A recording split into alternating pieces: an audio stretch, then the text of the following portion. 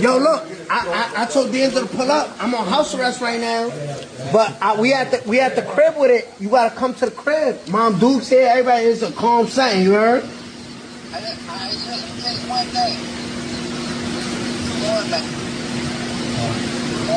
Yeah, I know. I know. Take what you did as a lesson learned. When he said what he said to you, put your hands on him, he put the police on you. Hey, you can't beat these, my nigga. You already won. Don't let him get in the head. Yeah.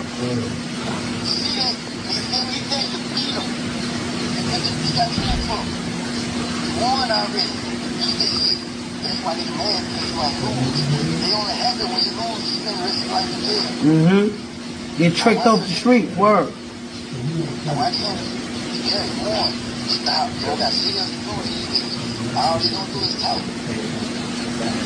Stop. Don't force it. No harm on that. Yeah. Ain't nothing scary than a nigga who's scared.